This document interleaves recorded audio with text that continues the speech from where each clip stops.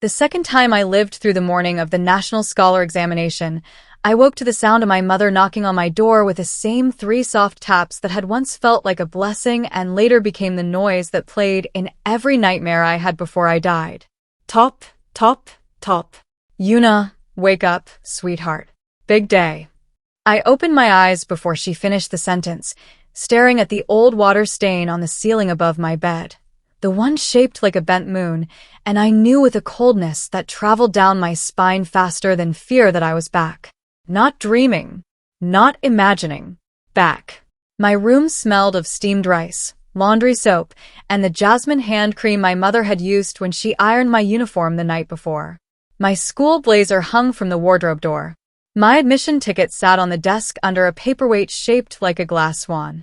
And on my wrist, loose against my pulse, was the silver bracelet my father had given me on his last birthday before the accident, the bracelet everyone in school called my lucky bracelet because I had worn it to every contest I ever won. In my first life, that bracelet had become the thing that destroyed me. At 8:37 a.m., my best friend, Sienna Vale, would stand outside the west gate of Rivergate Examination Center with her lips trembling and her hands clasped as if she were praying for me, begging to borrow the bracelet just for luck because her own hands were shaking too badly to write. I would laugh, unclasp it, and slide it onto her wrist for 30 seconds before she would suddenly say it was too tight and put it back on me. At 9:06, the exam scanner would scream as I passed through the metal arch. At 9:11, a sealed microfilm of answers would be found hidden in the hollow charm at my wrist. At 9:23, Sienna would sob into the principal's shoulder and whisper that she had always worried I was too desperate to stay first. At 10:40, my name would be removed from the examination roll. By evening, my mother's face would be gray with shame, my scholarship withdrawn, my teachers silent, my classmates filming me as security led me out. By winter, Sienna would be celebrated as the girl who overcame betrayal to rank first in the province. By spring, I would be gone, not from a dramatic fall or a clean accident, but from the slow, ugly collapse of a life people had already decided was guilty. So when my mother knocked and called me sweetheart, I pressed my hand over the bracelet and smiled at the ceiling like a woman greeting an enemy at the door. This time, I would let Sienna wear it properly. This time, I would make sure the scanner sang for the right wrist. My mother opened the door before I answered, carrying a bowl of porridge and the red thermos she only used on important days.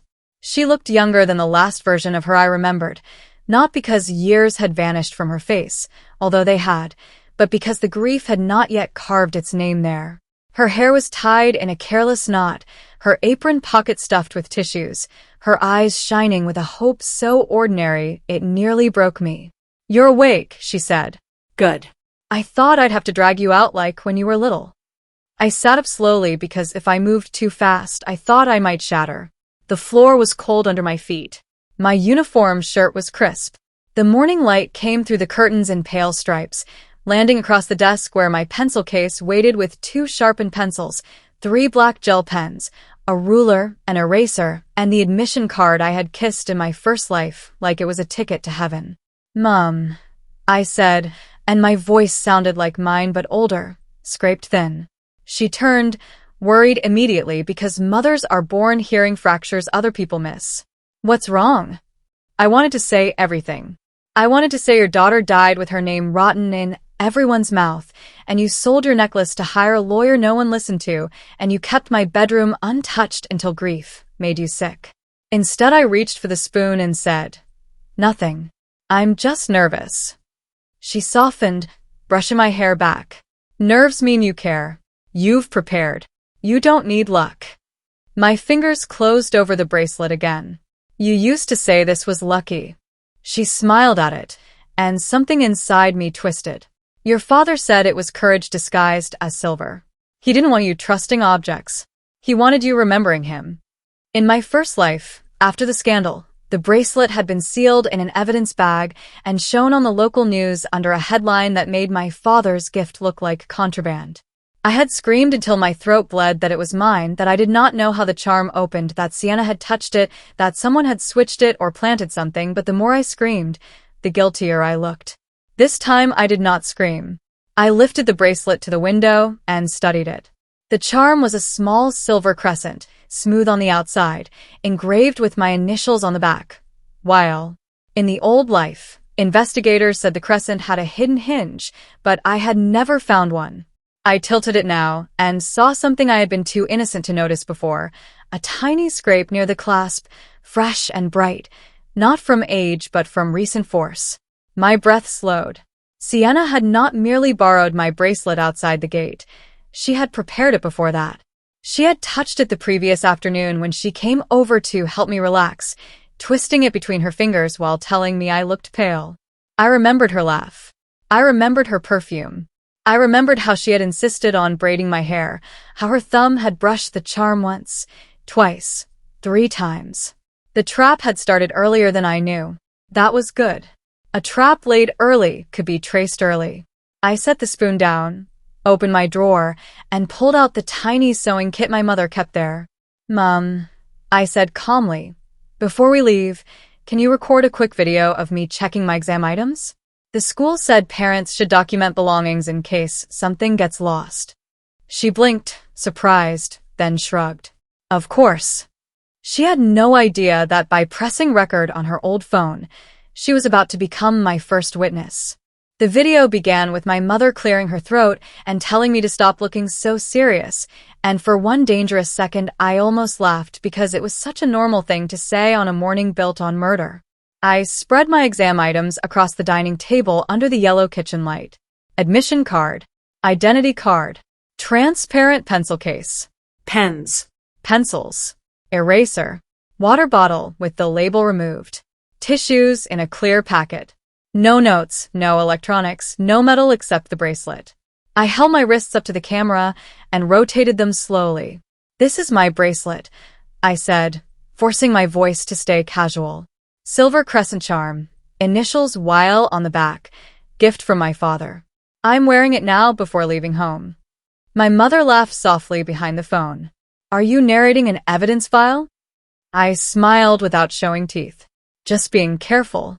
Then I unclasped it, laid it flat beside a ruler, and used the sewing needle to point to the tiny scrape near the clasp.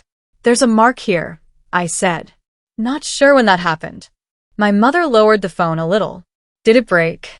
"No," I said. "It's fine." But I saw her eyes narrow in the way they did when she pretended not to worry. I packed everything while she filmed, then asked her to record me putting the bracelet back on. In my first life, nobody had recorded the before. Nobody had cared about the before.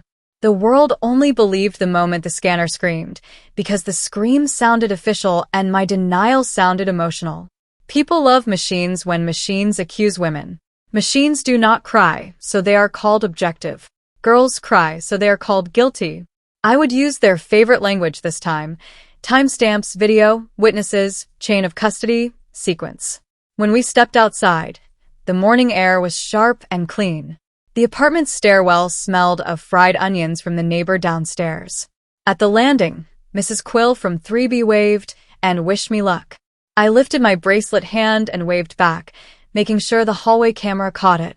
At the front entrance, the building security guard nodded, and I deliberately paused to tie my shoelace beneath the lobby camera, my wrist visible, my bracelet on me, my mother beside me with the thermos.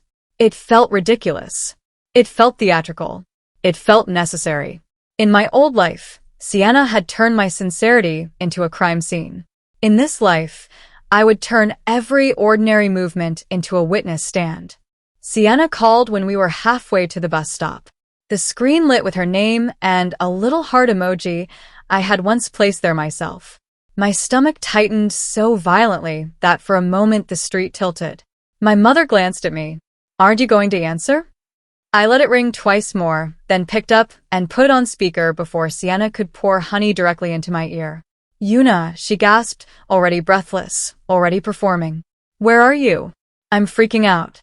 I barely slept. I think I'm going to vomit."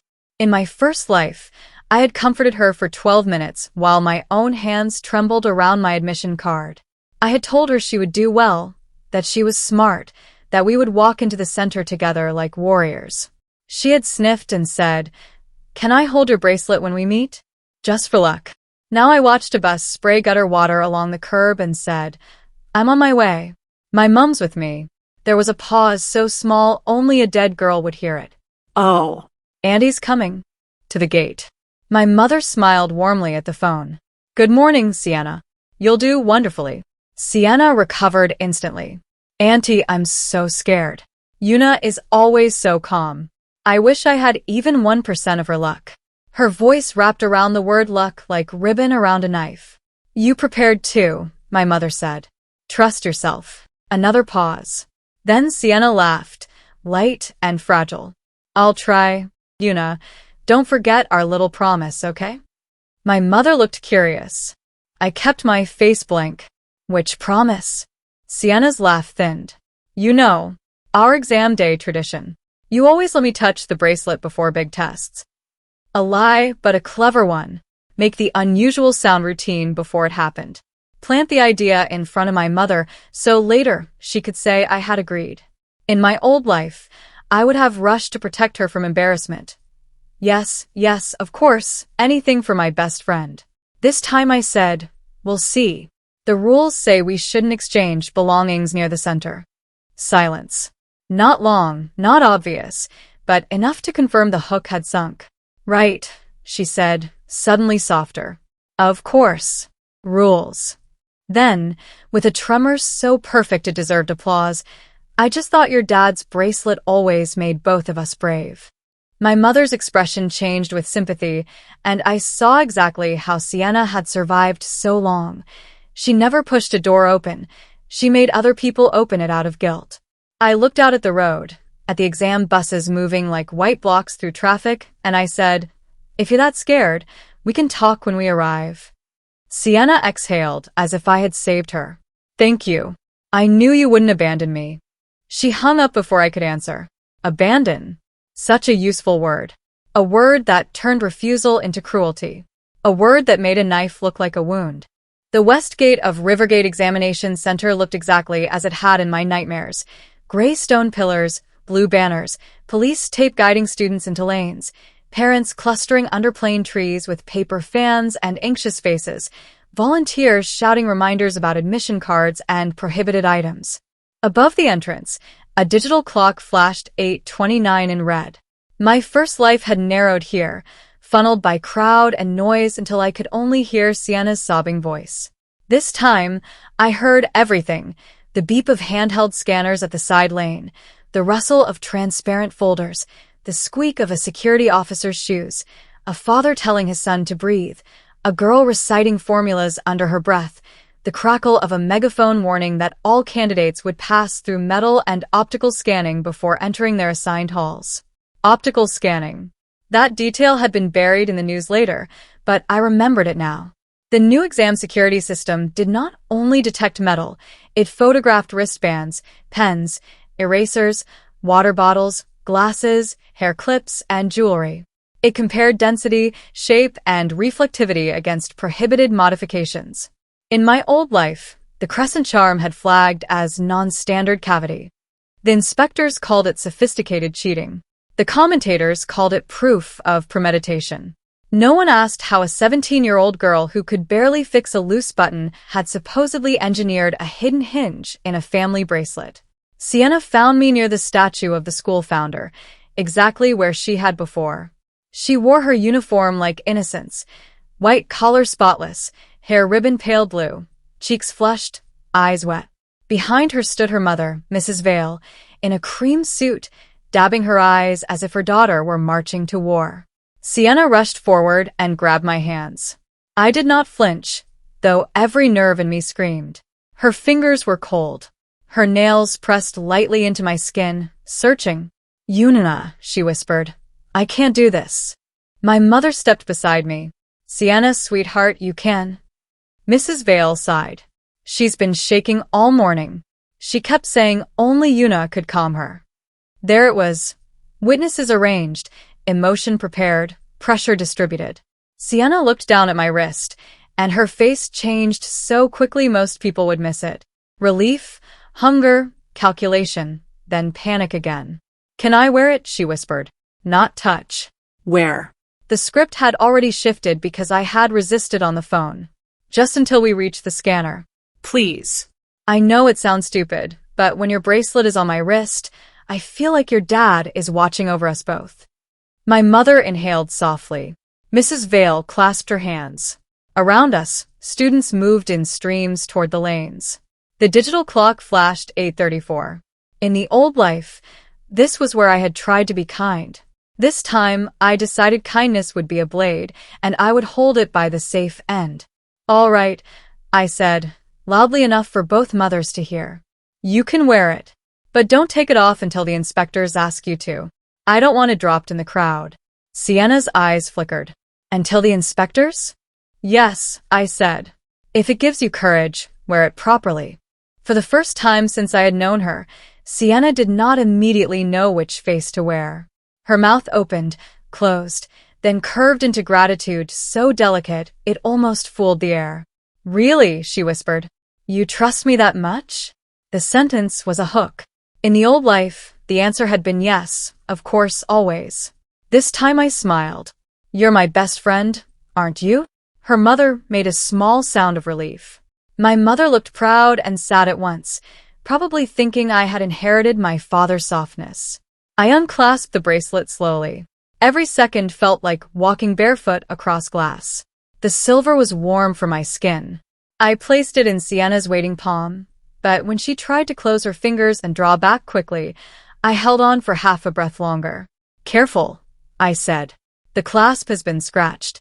Mum recorded it this morning because I was worried it might break. Sienna's pupils tightened. It was tiny, the sort of reaction a teacher might mistake for nerves, but I saw it and stored it. Recorded, she repeated. Just my belongings, I said. Everyone should, right? So nothing gets confused. Mrs. Vale laughed too loudly. Yuna, you're so meticulous. No wonder you always rank first. Sienna slid the bracelet onto her left wrist. The crescent charm settled against her pulse like it belonged there. For one dizzy second, I saw another image overlaid on the present. My own wrist in an evidence photograph, the silver charm magnified, a red circle around the hinge. I swallowed. It looks pretty on you, I said. Sienna's smile returned, but it was thinner now. I'll give it back before we go in. No, I said, still gentle. Keep it until the scanner. You said you needed luck to get through the gate. Her eyes darted toward the inspection lanes. At lane 3, a student removed a belt and placed it into a tray. At lane 5, a girl's hairpin beeped and an officer waved a handheld detector over her head. At lane 7, the arch glowed green. Sienna touched the charm with her thumb. Once. Twice. Not enough to open it, perhaps. Not here, not with my eyes on her. Actually, she said, voice wobbling, I feel calmer already. Maybe you should take it back now. I don't want to risk losing your father's gift. I tilted my head, but you were about to vomit without it. My mother gave me a faint warning glance, the kind that said don't tease a nervous friend. Mrs. Vale stepped in smoothly. If Sienna feels better now, there's no need to be stubborn. That was how wealthy women gave orders without sounding impolite. I looked at Mrs. Vale's pearl earrings, her cream suit, the exam volunteer badge clipped to her handbag though she was not on duty until the afternoon, and remembered how she had cried on television in my first life about the agony of watching her daughter be betrayed by someone she loved. I smiled at her too. Of course. I'm not stubborn. I'm just following Sienna's wish. She asked to wear it for courage. I want her to have courage all the way in. The first pattern broke at 8:41, when the megaphone crackled and announced that candidates assigned to halls A through D should proceed immediately, while halls E through H would wait 3 minutes due to scanner recalibration. In my first life, I had been assigned to Hall B and Sienna to Hall F, but she had dragged me to the wrong lane, saying she was too dizzy to stand alone, which placed us beside each other near the scanner, at exactly the right moment for her to slip the bracelet back onto me during a staged stumble. This time I had checked my admission card before leaving home. Hall B, seat 18. Sienna. Hall F, seat 03. Different lanes. Different timing. Different trap. The announcement should have separated us, but Sienna tightened her grip around my sleeve. Wait for me, she pleaded. Please, Yuna. I can't walk in without you. I looked down at her hand. In the old life, that hand had clutched mine as she cried for the cameras. Now it was holding me out of my lane. Halls A through D need to enter, I said. You heard them. Just 3 minutes, she whispered. What's 3 minutes? Everything, I thought. 3 minutes had been enough to ruin a life. My mother glanced at the clock. Yuna, you should go. Mrs. Vale's face tightened. Sienna's tears thickened instantly. Auntie, I'm sorry. I'm not trying to delay her. I just feel like I'm going to faint. A nearby parent turned to look. Then another. Public pity began gathering around us, like mist. This was where the old me would have folded. A good girl does not let her best friend faint at an exam gate. A good girl does not embarrass a crying girl. A good girl does not choose procedure over feelings. I had been trained to be good so thoroughly that when people framed me, I apologized for bleeding on their hands. Not today. I reached into my transparent pencil case, took out a sealed glucose candy, and placed it in Sienna's palm. Eat this. There's a medical tent beside lane 8. I'll call a volunteer. Her grip loosened, not because she wanted help, but because help was dangerous if it came with official witnesses. No, she said quickly. No, I'm fine. Then I'm going in. I turned to my mother and hugged her hard. She smelled of jasmine and steamed rice. I love you, I whispered. No matter what happens, remember the video. Her hands froze on my back. Yuna? I pulled away before she could ask. Sienna stepped in front of me, desperate now beneath the tears. Your bracelet, she hissed, barely moving her lips. Take it. Keep it, I said aloud. You need it more than I do. Then I walked toward lane 2 with empty wrists and a heart pounding so loudly, I thought the scanner might hear that too. I was 6 students from the arch when the second pattern broke. A boy ahead of me tried to carry in a calculator disguised under a packet of tissues, and the optical scanner flashed amber. Everyone in the lane leaned to watch as an inspector peeled the tissue packet apart and revealed a wafer-thin screen no bigger than a matchbox. The boy began protesting that it was for blood sugar monitoring, then fainted so convincingly that even I almost believed him until the screen lit with a formula sheet. The delay rippled through the lane. Candidates groaned. An officer called for backup. A second arch opened beside us, and the line split. In my first life, I had passed through the scanner at 9:06 exactly. Now, because of the boy, because of the split, because I had refused to wait with Sienna, I passed at 8:49. I placed my pencil case and water bottle into the tray, raised my arms, and stepped through the arch green light. One soft beep confirming identity, not alarm. The officer glanced at the display. Candidate Yuna Lee, Hall B, Seat 18. No prohibited items. The words entered me like oxygen. No prohibited items. No hidden charm. No red screen. No officer's hand closing around my arm. For a moment my knees weakened, and I had to grip the edge of the table. The inspector frowned. Are you unwell? No, I said. Just nervous. She stamped my admission card and waved me through. Beyond the lane, I turned as if adjusting my sleeve and looked back toward the waiting area. Sienna stood frozen near the Hall FQ, the bracelet still on her wrist. Mrs. Vale was speaking sharply into her ear. My mother stood a few steps away, watching me instead, worry written plainly across her face. I lifted my empty wrist toward her. She saw. Her eyes dropped to Sienna's wrist. Her expression changed. Not understanding yet, but noticing. Noticing was the first crack in the wall. I continued into the courtyard, where candidates were being directed to their buildings.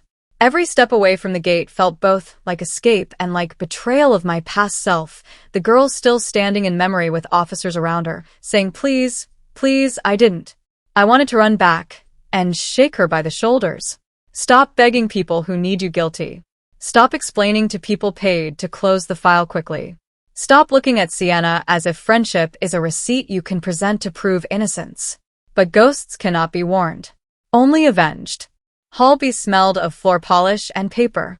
Rows of desks stretched across the gymnasium, each with a candidate number taped to the upper right corner. Ceiling fans turned lazily, pushing warm air around without cooling anything. I found seat 18 in the fourth row and sat with my palms flat on the desk. Empty wrists. Transparent pencil case. Admission card. Identity verified. Around me, students whispered last-minute facts until invigilators ordered silence.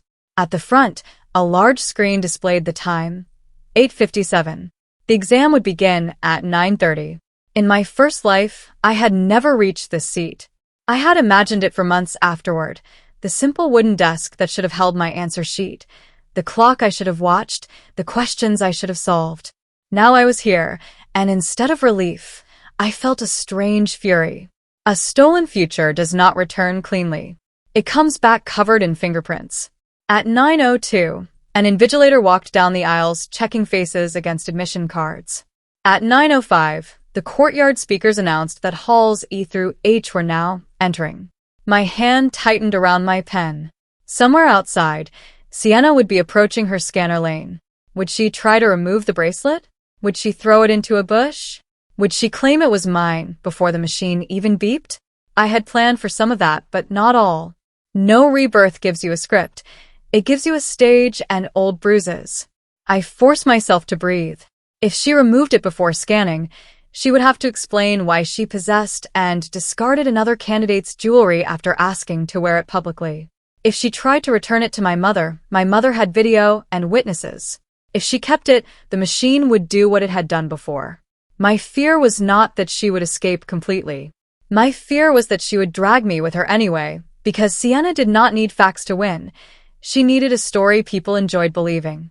At 9:08, a sharp alarm cut through the hall. Not our hall. Outside. A high metallic scream followed by a recorded voice.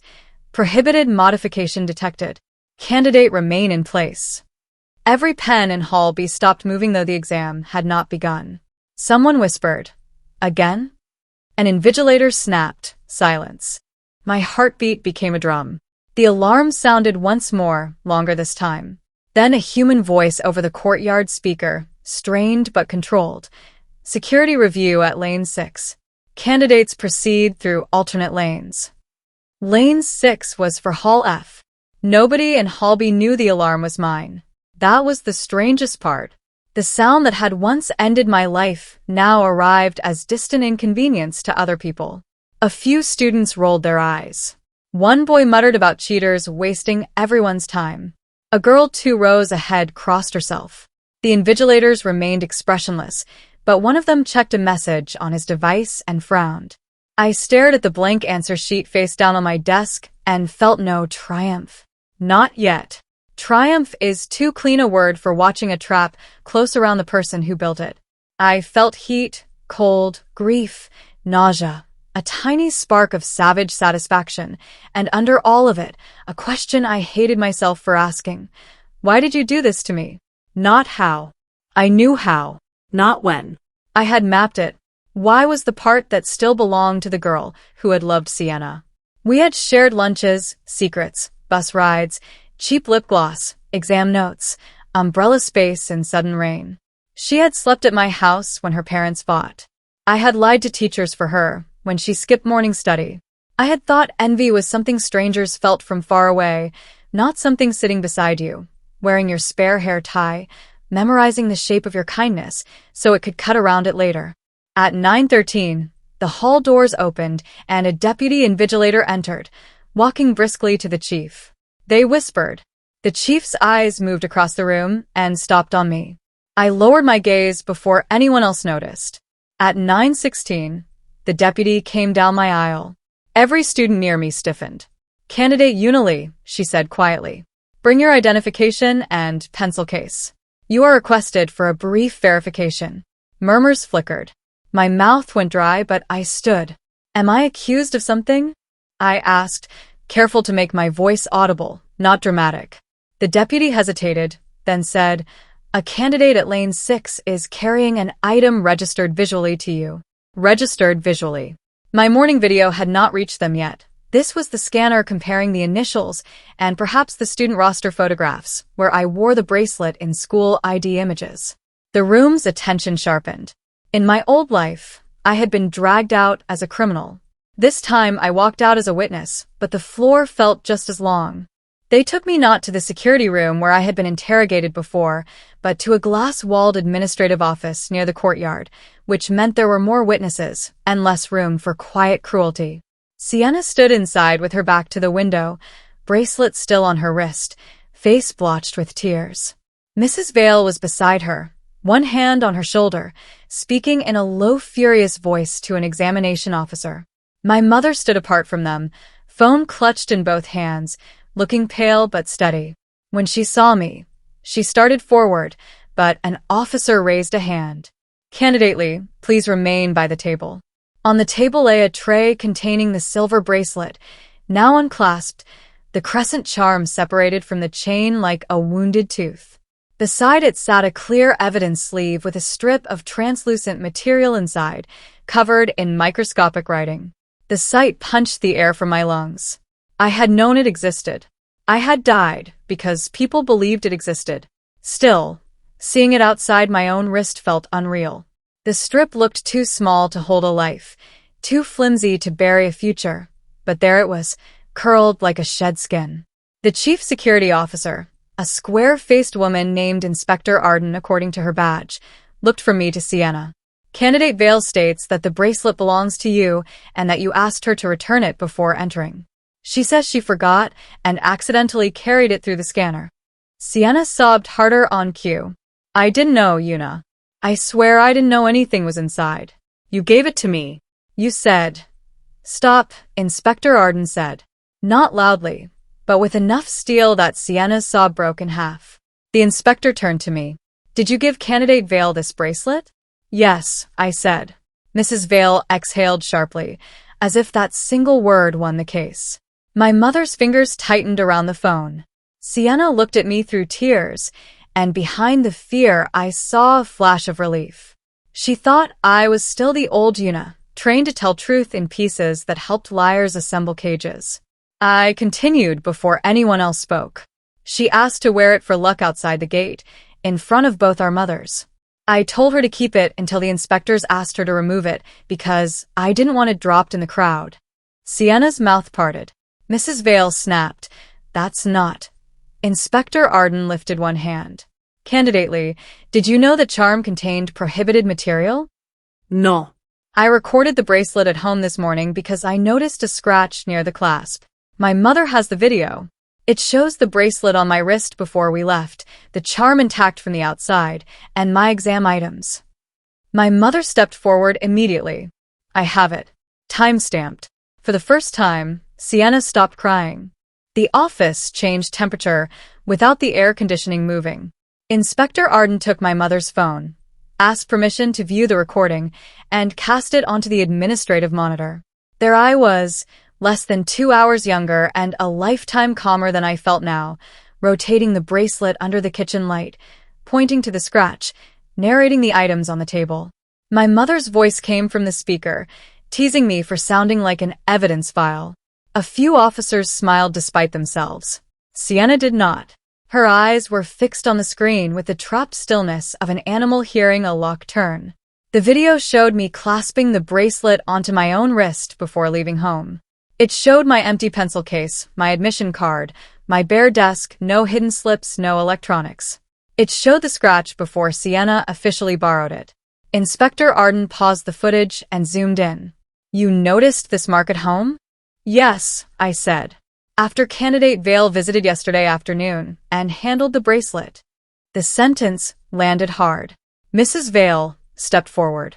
"Are you accusing my daughter because she was kind enough to visit you?" "I'm answering the inspector," I said. My voice did not rise. I had learned in my first life that anger from a girl is treated like smoke even when fire is visible.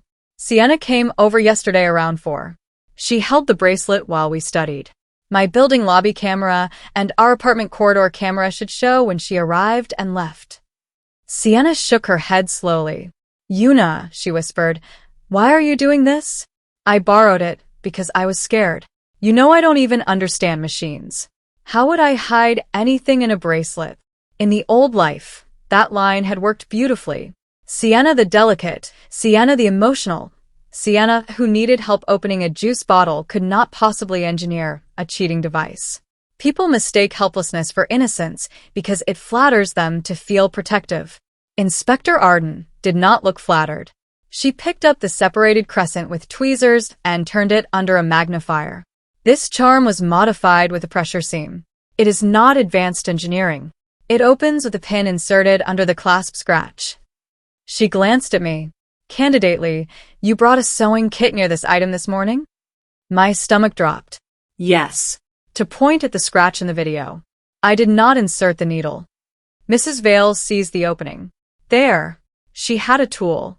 She knew where to press. Sienna inhaled, hope returning. My mother looked terrified. Inspector Arden watched all of us, then pressed a button on her desk. Bring the optical timeline from Lane 6 and request lobby footage from Candidate Lee's residential building. Also check whether Candidate Vale's parent has authorization to be inside the volunteer area this morning. Mrs. Vale's face went white around the lipstick. Pattern disruption number 3. The mother had not come merely to comfort her daughter. The exam clock was still running while they untangled the first thread. That was the cruelty of official processes. Even innocence consumes time. I stood in the office, watching minutes fall away from the screen in the courtyard, knowing my exam would begin soon, knowing every second here was a second Santa might still steal if the investigation dragged. Inspector Arden seemed to understand. She told the chief invigilator.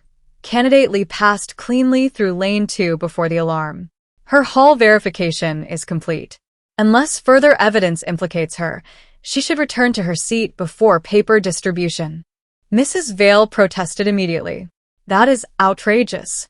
My daughter is being humiliated while Eunice simply walks away. The inspector looked at her. Your daughter was the candidate wearing the item when prohibited material was detected. Because Una gave it to her, which is why we are reviewing transfer and intent. Mrs. Vale's polished voice cracked. My Sienna would never cheat. She has no reason to cheat. It was such a stupid sentence, I almost laughed. No reason? Sienna had every reason envy could invent. She had ranked second to me since year 7. She had been praised as hardworking but not brilliant, graceful but not exceptional, promising but not inevitable. Her parents donated to the school library and still watch scholarship committees call my name first. Her boyfriend, Dallin, had once asked me for calculus help and then spent a week quoting my explanation in class. Her teachers told her, ask Una how she studies, as if I were a public resource. I had thought these were small cuts life gave everyone. I had not known Sienna was collecting them into a blade. Inspector Arden's tablet chimed. She opened a video file. The angle showed the waiting area near the west gate from above. There was Sienna grabbing my hands. There was me giving her the bracelet. There was Sienna trying to return it. There was me refusing, smiling like a fool or an executioner, depending on who watched. There was Mrs. Vale, leaning close to Sienna afterward, lips moving fast. Then something important. While I walked toward lane 2, Mrs. Vale blocked the view of a volunteer camera with her body as Sienna turned slightly away and pinched the charm. The movement was small, but not invisible. Inspector Arden replayed it. Once. Twice. On the third time, Sienna whispered, I was just checking the clasp. With your fingernail under the scratch? The inspector asked. Sienna's tears started again, but they had lost rhythm. Fake tears are strongest when the room wants them. This room had become hostile terrain. At 9:27, Inspector Arden sent me back to Hall B with an escort, and the walk through the courtyard became the longest minute of my second life. Students in delayed lanes stared as I passed. Some recognized me. I could see the story forming in their faces before facts arrived. Unily connected to cheating alarm. Sienna Vale crying, bracelet, scanner, scandal. Stories do not wait for truth. They run ahead barefoot and fast. Outside Hall B, my escort paused. You understand you must not discuss the security matter during the exam, she said. Yes. Your lost time will be recorded. Will I get it back? She hesitated, and that hesitation told me more than policy. The board will decide. Of course. Innocence might be acknowledged eventually, but the exam would not stop its clock for me. I entered Hall B as papers were being placed face down on desks. Every head turned. The boy behind me whispered, "Was it you?" I did not answer. The invigilator glared him silent and pointed me to seat 18. My hands shook as I sat. Not from fear now, but from the aftershock of almost losing the exam again. The paper lay before me, sealed, crisp, indifferent. At 9:30, the chief invigilator announced the start. 100 students flipped pages at once, a sound like wings. For 5 seconds, I could not read. The first question blurred. My brain was still in the glass office, replaying Sienna's face when the video appeared, my mother's white knuckles, the microfilm curled in plastic.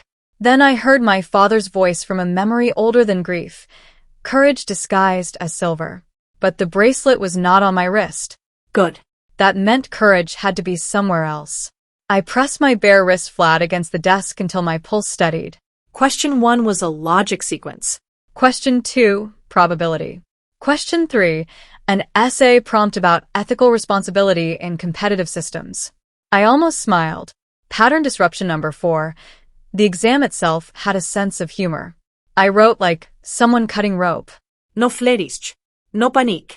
Each answer clean, direct, fast. When my mind tried to wander toward the office, I dragged it back by force. Sienna had stolen years once. I would not gift her minutes twice. Around 10:12, an invigilator placed a note on my desk stating I would receive 30 minutes of compensatory time pending final verification. I read it once, nodded, and kept writing. Behind my focus, a strange calm opened. The trap had not ended. It had moved from the gate to the page. If I failed now, Sienna would still win a piece of me. I finished the first section with 22 minutes to spare, not because I was brilliant in some magical rebirth way, but because the questions were the same type I had spent my first life mourning. When a future is stolen, you replay its doorway endlessly. I had studied for this exam after I was banned, secretly, obsessively, long after it could no longer help me because solving old papers was the only place where the world still made rules and followed them. The second section was harder, full of traps designed to punish memorization. I recognized 2 from practice sets Sienna had claimed were too boring to review. In my old life, she had inherited my annotated notes after I was suspended, crying as she accepted them from a teacher who said, "Una would want you to use these." Would I? The memory almost made my pen tear the paper. I forced myself back. At 11:05, there was another disturbance outside, lower than the first alarm but sharper. Raised voices near the courtyard. The hall doors stayed closed. The chief invigilator did not move. Good. Let the storm remain outside. At 11:42, I began the essay. The prompt asked whether fairness depended more on rules or character. I wrote from the viewpoint of a girl who had learned the hard way that character without rules becomes prey, while rules without character become weapons. I did not mention Sienna, bracelets, scanners, or death. I wrote about systems requiring evidence, transparency, and accountability because trust is not a feeling but a structure. I wrote that compassion must never demand blindness. I wrote that a person who uses another person's kindness as cover for wrongdoing commits 2 harms, the visible harm against the rules and the hidden harm against the social fabric that made kindness possible. My hand cramped. I kept writing. When the official time ended, most students put down pens. I remained with 6 others granted extra minutes for scanner delays. The room felt suddenly enormous. Without the scratch of 100 pens, I could hear my own breathing, the ceiling fans, the distant siren of a passing ambulance. At noon, I placed my pen down. Finished. Not perfect, perhaps, but mine. No bracelet. No borrowed lack. No stolen answers. Just a paper with my handwriting and a bare wrist resting beside it like proof. They did not release me with the others. After answer sheets were collected, the chief invigilator asked me to remain seated while students filed out, whispering as they passed. Some stared openly. A girl from my school, Rena, slowed beside my desk and mouthed, "Are you okay?" I nodded once. In my first life, Rena had avoided my eyes for 3 months and then posted a vague quote about choosing honest friends. Now her face held worry, not judgment.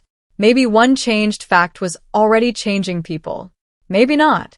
When the hall emptied, Inspector Arden entered with my mother and the deputy principal of my school, Mr. Hovell, who looked as if someone had dragged him from an air-conditioned office into a legal swamp.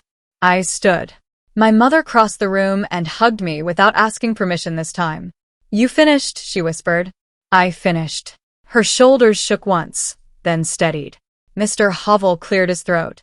"Yuna, there has been a serious incident involving candidate Vale. The examination board is still reviewing evidence, but at this stage you are not under suspension." Not under suspension. Such a cold, thin phrase for the difference between life and death. At this stage, I repeated. He looked uncomfortable. Formal language. Inspector Arden placed a folder on the desk. "Candidate Lee, I need to ask additional questions. You are not accused. Your mother may remain present." I nodded. We went back to the glass office, now transformed from a battlefield into something closer to a surgery room after the first incision. Evidence lay labeled in sleeves. The bracelet, the microfilm, a pin removed from Sienna's hair ribbon, a small adhesive patch found inside the cuff of her blazer, a printed seating map. My stomach tightened at the map. Inspector Arden tapped it. This was found folded in Candidate Vale's sock during secondary inspection. The map showed Hall F seating but also Hall B, with my seat circled. A line connected my seat to an emergency exit path. "Do you know why your seat would be marked?" she asked. I stared. In my first life, after I was removed, Sienna had been allowed to sit a makeup exam due to emotional distress as a witness. Later, she received special consideration and a rank that still beat everyone. But why mark my seat? Then I remembered the delay, the wrong lane, the way she tried to keep me near her. "Maybe she planned to return the bracelet to me after passing the scanner," I said slowly. "Or make it seem like I passed it to her from my hall." Inspector Arden's face did not change. "There is more." She opened another sleeve. Inside was a tiny receiver, no larger than a grain of rice, found beneath the adhesive patch. The microfilm may have been a backup. "We are investigating whether live answers were being transmitted." My mother made a sound like she had been struck. I looked at the bracelet, and suddenly the old scandal seemed even uglier. They had not simply framed me. They had used me as disposable cover for a larger cheating operation. The name behind the operation arrived at 12:38, wearing a volunteer lanyard and the expression of a man who had never been told no by someone with a salary lower than his. Mr. Vale entered first, not Sienna. He was tall, silver-haired, immaculate, the kind of father school administrators greeted with both hands because he funded new computer labs and scholarship dinners. Behind him came two examination board officials, the center director and Mrs. Vale, whose cream suit now looked wrinkled at the elbows. Sienna did not come in. I later learned she was in a separate room with a female officer, crying so hard she had requested medical attention twice and refused water both times because cameras were present. Mr. Vale looked at the evidence table, then at me, and in that single glance I saw the entire architecture of his world. Problems were objects to be moved, people were tools or obstacles, and girls like me were supposed to be grateful when men like him noticed our names. "This is a misunderstanding," he said. "Not asked. Announced." Inspector Arden did not stand. Candidate Vale was found carrying modified jewelry containing prohibited reference material and a concealed receiver. Mr. Vale's jaw tightened. A bracelet belonging to another candidate. His eyes returned to me. A candidate with a known obsession for ranking first. My mother stepped forward. "Do not speak about my daughter that way." I had never heard her voice so sharp. In my first life, shame had made her quiet. Evidence made her brave. Mr. Vale ignored her. "Yuna, isn't it? You and Sienna are close friends. I'm sure you don't want a childish mistake to ruin both your futures." There it was, dressed politely. "Confess or share blame." I looked at his lanyard.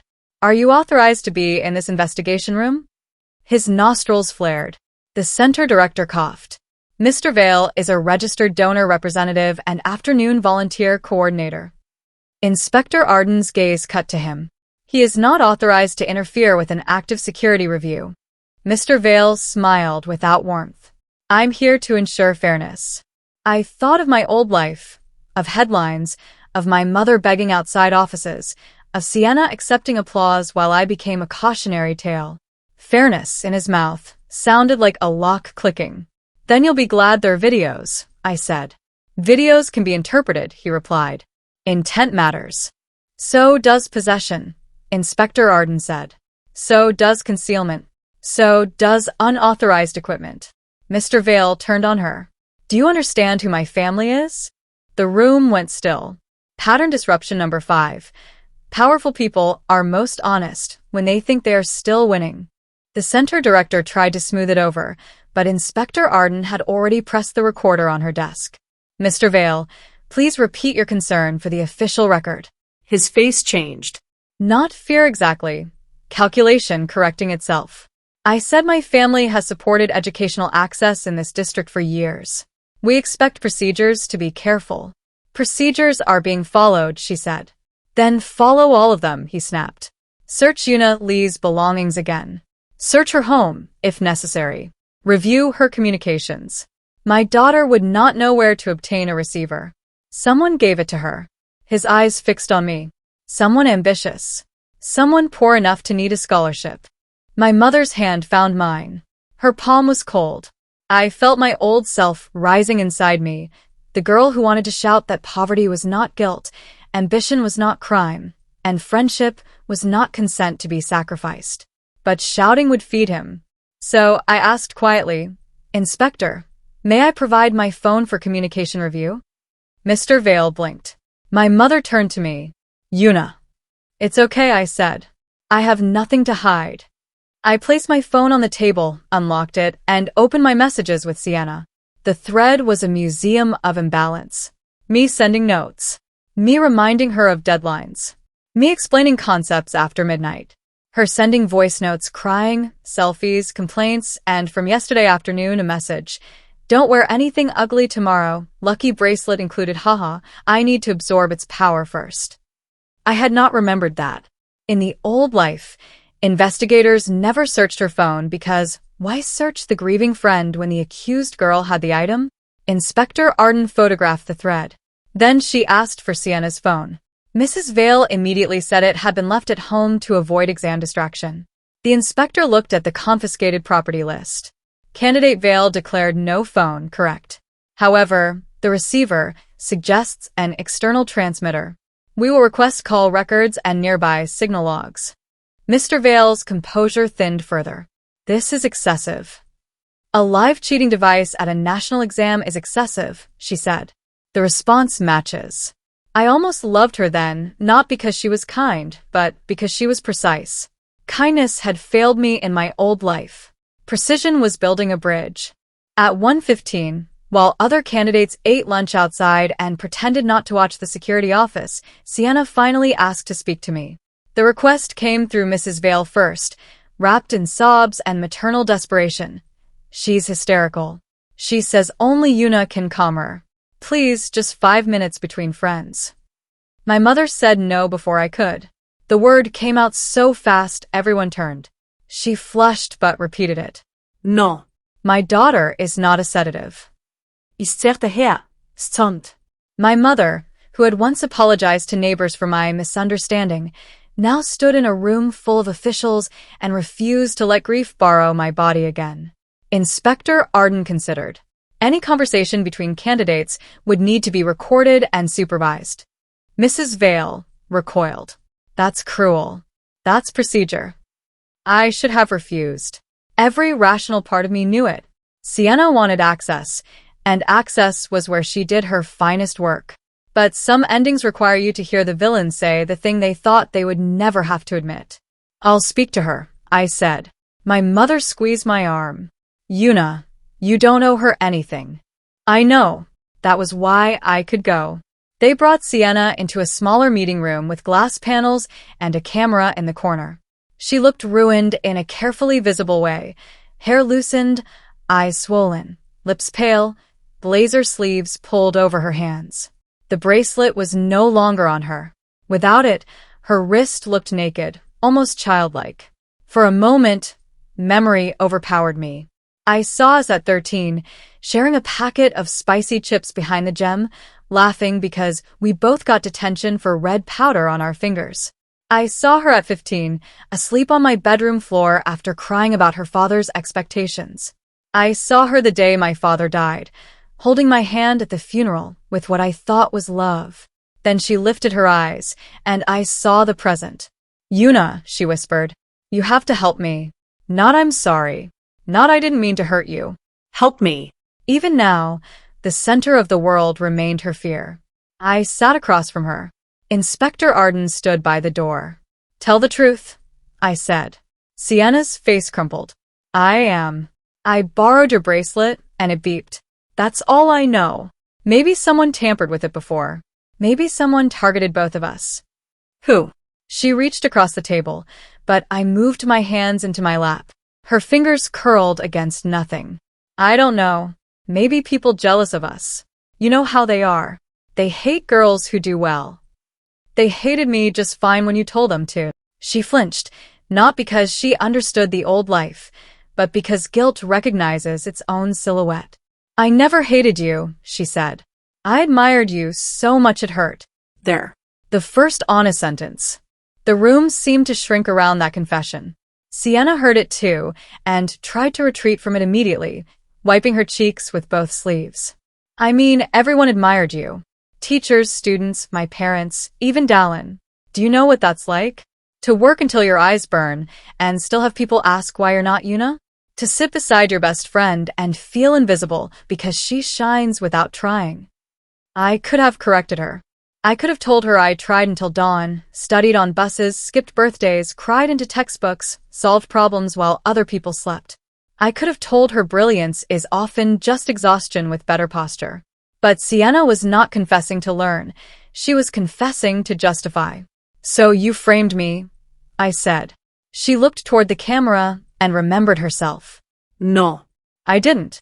I made mistakes.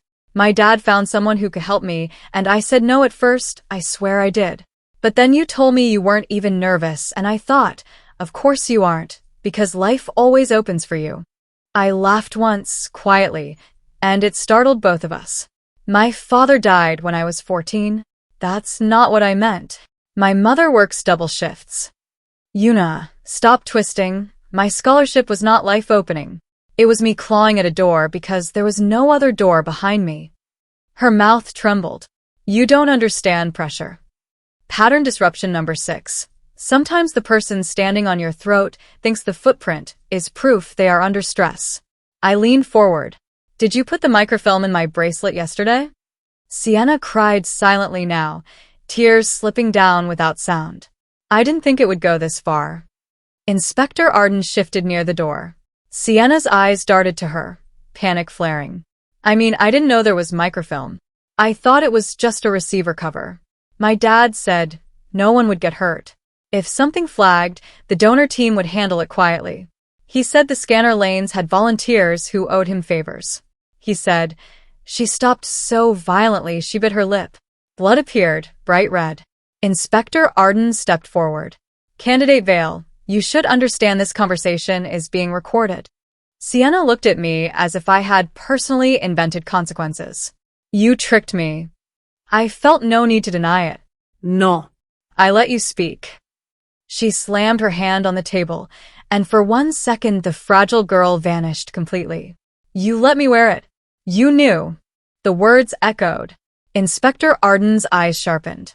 I sat back. Knew what, Sienna? Her face emptied. Outside the glass, Mrs. Vale covered her mouth. Mr. Vale closed his eyes. They removed Sienna after that. Not dramatically. No handcuffs, nos creami, no cinematic collapse. Just 2 officers guiding her out while she whispered, wait, wait, wait, as if time itself might apologize and reverse. Mr. Vale tried to follow, but the center director blocked him under Inspector Arden's instruction. Mrs. Vale began crying for real, not the polished television tears from my memory, but ugly, frightened sobs that made her mascara bleed. I thought I would feel victory then. Instead, I felt tired all the way down to the bones my first life had left behind. Revenge is often imagined as fire. Mine felt like standing after fever, weak but alive. Inspector Arden took my recorded statement in full. I explained Sienna's visit the previous afternoon, her phone call that morning, her request at the gate, her attempt to return the bracelet, my own clean scan, and everything I had seen. I did not mention rebirth. I did not say I knew, because I had died once beneath the weight of their lies. I gave them what systems can digest: sequence, motive, witnesses, evidence. My mother provided the video. The center requested building footage. The scanner logs showed the bracelet flagged only on Sienna's wrist after my clean entry. Lane's 6 optical images showed her pinching the charm before approaching the arch. Secondary inspection found the hairpin with trace silver residue matching the pressure seam. Signal detection logs showed an unauthorized transmitter pinging from the volunteer staff area near the west gate, where Mr. Vale had been seen entering despite not being scheduled until afternoon. A volunteer later admitted Mr. Vale had offered donations for access to service corridor, claiming his daughter had anxiety and needed observation. By 3 p.m., the examination board placed Sienna under immediate suspension pending investigation and invalidated her attempt. By 3:20, Mr. Vale was escorted from the premises. By 3:45, my bracelet, no longer lucky, no longer innocent, no longer only my father's gift, was sealed in a new evidence bag under my name as owner and Sienna's as possessor at detection. That distinction mattered. Words matter when institutions write them. I watched the officer label it and felt something in my chest loosen for the first time since waking. My father's bracelet had not saved me. I had saved it from being used as my grave marker. The news did not break that day because the board locked everything under investigation protocols, but rumors do not need permission. By the time my mother and I left Rivergate, students had already built a dozen versions. In one, I had planted the device on Sienna because she was richer and prettier. In another, Sienna had heroically taken the bracelet to protect me. In another, both of us were part of a cheating ring, and only one had cried convincingly enough to escape. Social feeds filled with blurred photos of the West Gate and captions like "Top students are insane" and "Bracelet girl scandal." I walked through the crowd with my mother on one side and Inspector Arden's official escort on the other, empty wrist tucked against my body. Reporters had not arrived yet, but parents stared with hunger sharpened by boredom and fear. Mrs. Vale stood near a black car, face hidden behind sunglasses, speaking rapidly on the phone. Mr. Vale was nowhere visible. Sienna sat inside the car with the window tinted, but as I passed, the glass lowered 2 inches. Just enough. Her eyes appeared in the gap. Red, furious, begging, hating. "Yuna," she called, voice raw. My mother stiffened. I stopped anyway. The escort warned, candidately. I did not approach the car. Sienna's fingers appeared on the window edge. "Please don't release the video," she whispered. Not "please forgive me." Not "I'm sorry." Still managing reputation while the ashes were warm. "That's up to the board," I said. Her gaze hardened. "You're enjoying this." I looked at her, really looked. The girl who had worn my friendship like a borrowed accessory. The girl who had believed my life was an acceptable container for her ambition. The girl who still thought consequences were cruelty when they touched her.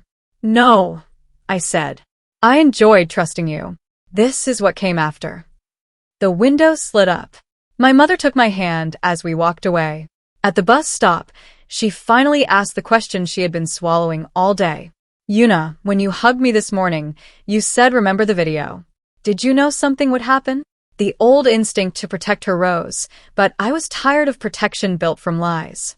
"I was afraid," I said. "I noticed things. I didn't know how bad it was. It was not the whole truth. It was the largest truth the world could hold." For 3 days, the official silence made the rumors louder.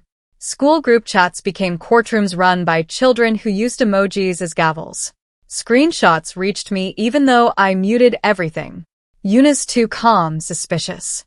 Sienna cried. "No way, she's guilty. Rich people don't need to cheat. Poor scholarship kids are under more pressure." Maybe Yuna gave it to her and then snitched. Maybe Sienna borrowed it and didn't know. Maybe both. My teachers sent careful messages telling me to rest and trust the process. Trust the process. In my first life, that phrase had been a pillow pressed over my face. This time, I trusted evidence, not process.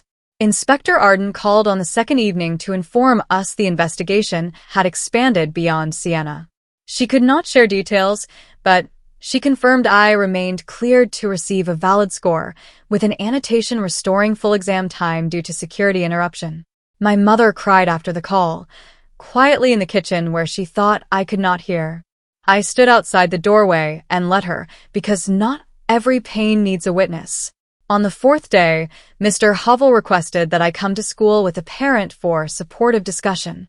My mother wanted to refuse until the board completed everything. I said we should go. In my old life, the school had summoned me to sit beneath portraits of past principals, while adults asked why I had disappointed them. Sienna had sat outside the office, crying into tissues, receiving comfort from classmates while I was questioned inside. I wanted to see what the same walls did when the accused girl changed. The school lobby smelled of waxed floors and lilies from an alumni event. Students turned as I entered. Conversations died in little waves. Rena stood near the trophy case and gave me a small nod. Dallin, Sienna's boyfriend, looked away so fast it was almost funny. The receptionist led us to the conference room, not the principal's office. Inside sat Principal Mora, Mr. Hovell, two grade coordinators, and, to my surprise, Sienna with both her parents. Her uniform was immaculate again. Her face was pale, controlled, framed for sympathy. Mr. Vale's lawyer sat beside him with a leather folder. Pattern disruption number 7. When evidence threatens power, power invites paperwork. Principal Mora began with a speech about the school community, the seriousness of the allegations, the importance of compassion, and the danger of premature judgment. She used so many soft words that for a minute I wondered if we were discussing a weather event instead of a cheating conspiracy. Then Mr. Vale's lawyer spoke. He expressed deep concern that minors had been traumatized by aggressive examination security, that Sienna had experienced a panic response, that items had been exchanged between friends in a high-pressure context, and that malicious speculation could permanently harm promising students. He never said Sienna was innocent. He did not have to. His sentences were designed to fog the room until guilt and innocence both looked equally far away. My mother sat upright, hands folded. I knew she was afraid. I could see it in the whiteness around her knuckles. But she did not shrink. When the lawyer finished, Principal Mora turned to me. Yuna, no one here is accusing you. We simply want to understand how such a misunderstanding could occur between close friends. Misunderstanding. The word entered the room wearing perfume and carrying a shovel. I looked at Sienna. She stared at the table. Principal Mora, I said, has the examination board sent the school any preliminary findings? The principal hesitated. They have informed us that the investigation is ongoing. Did they inform you that I passed my scanner cleanly before Sienna was detected with my bracelet? Yes. Did they inform you that the prohibited material was found while the bracelet was on her wrist? Yes. Did they inform you that she was found with a concealed receiver and a seating map? Sienna flinched. Her lawyer interrupted. Those details are not appropriate for discussion. I turned to him. Then why am I here? Silence. It was a simple question, but simple questions are dangerous in rooms built for fog. Principal Mora cleared her throat. We hoped to preserve student well-being and prevent conflict. By asking the cleared student to meet the suspended student and her lawyer? My mother made a tiny sound that might have been pride. Mr. Vale leaned back, eyes cold. Young lady, your tone is unnecessary. I looked at him. So was hiding answers in my dead father's bracelet. The room went still enough to hear the air conditioner click. Sienna's head jerked up, tears already forming. I didn't know it was from your father, she whispered. That was a lie so pointless it almost made me sad. She had held my hand at his funeral. I let the silence answer for me. Principal Mora ended the meeting quickly after that, promising the school would cooperate fully with the board and take no internal disciplinary action until official findings arrived. But as we stood to leave, Sienna finally broke the script again. Yuna, she said, voice small. Everyone paused because even now they expected me to respond to that tone. She stood too, hands clenched in front of her skirt. "Can we talk alone?" My mother said. No, Sienna ignored her. Please. Not as candidates. As friends. Friends. The word should have been ashes by then, but it still had weight. I turned back. Say it here. Her eyes filled. I'm sorry you got pulled into this. Not sorry I pulled you. Sorry you got pulled. A passive apology, all fog, and no hand. Try again, I said. Her lips parted. Mrs. Vale whispered, Sienna, don't. That whisper told me more than any confession. Sienna heard it and shut her mouth. Mr. Vale's lawyer placed a hand over his folder. This conversation is over. But Dallin, who had been waiting outside the glass wall where students were not supposed to linger, had heard enough. He pushed the door open without knocking, face flushed. Sienna, did you cheat? The room exploded in adult voices. Leave, not appropriate. Close the door. Where is security? Dallin did not move. He looked devastated in a way that reminded me how many people Sienna had made into props without telling them. Just answer me, he said. Sienna's tears spilled over. Dallin, I was scared. He stepped back as if fear itself had slapped him. That's not no. Mr. Vale shouted his name. Principal Mora called for the receptionist. The lawyer objected to everything. And I, for the first time that week, felt the story escaping the hands that had tried to manage it. Not because I exposed Sienna to Dallin deliberately, but because lies require everyone to stay in assigned seats, and one confused boy had just stood up at the wrong time. Pattern disruption number 8. Sometimes the audience walks onto the stage. Official findings arrived 9 days after the exam. The examination board released a carefully worded statement without naming minors, but everyone knew. A candidate had been disqualified for possession of prohibited concealed materials, unauthorized receiving equipment, and attempted exploitation of another candidate's personal item to obscure ownership. An adult family member was under investigation for unauthorized access to restricted volunteer areas and suspected facilitation. The second candidate connected to the personal item had been cleared based on scanner logs, time-stamped personal documentation, witness statements, and recovered evidence. It was the closest a public institution had ever come to saying my name correctly. The school sent an email reminding students not to spread rumors, which of course made everyone spread the exact official phrases instead. Attempted exploitation became a meme by lunch. Personal item became code for bracelet. Someone edited a picture of a scanner arch with a caption, check your besties. I hated that one less than I should have. Sienna did not return to school. Her social media vanished. Mrs. Vale stopped attending parent committees. Mr. Vale's donation plaque outside the library was covered temporarily during review, which was school language for pretending brass could feel shame. My own life did not become instantly beautiful. That is another lie stories tell, because audiences want justice to arrive with music. Some classmates apologized, some did not. Some who had privately doubted me now acted as if they had defended me all along. Teachers praised my composure in tones that made composure sound more important than survival. Reporters called our home until my mother unplugged the landline.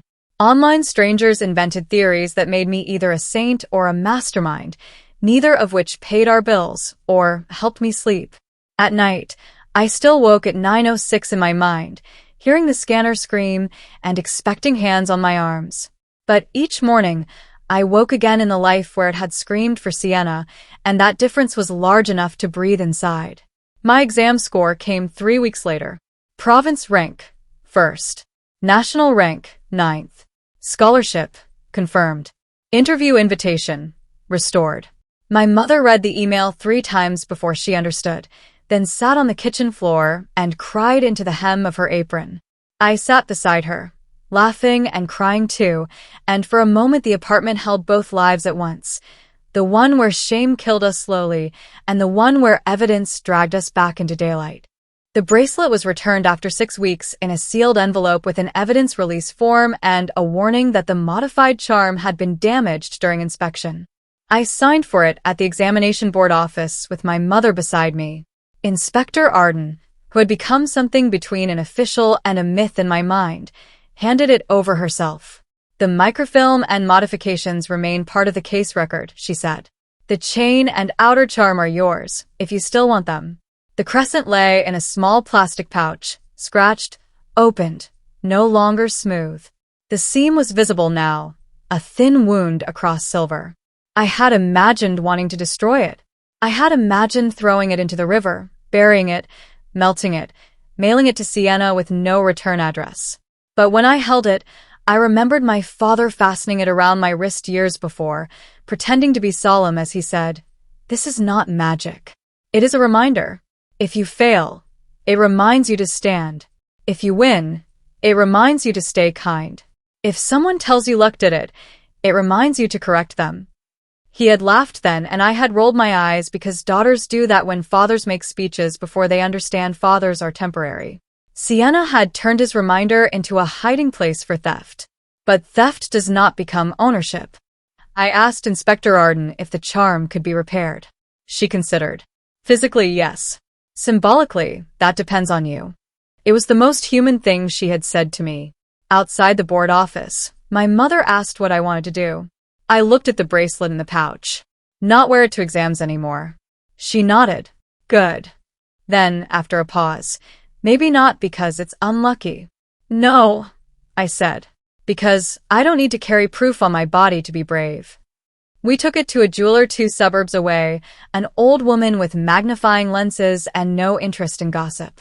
She repaired the crescent but left a faint line where the seam had been, because polishing it away would thin the silver too much. Scar stays, she said. But it will hold. I almost smiled. So would I. Sienna's final message came in late winter from an unknown number. I had just finished my scholarship interview and was standing outside the university hall, watching rain bead on the glass doors. My phone buzzed once.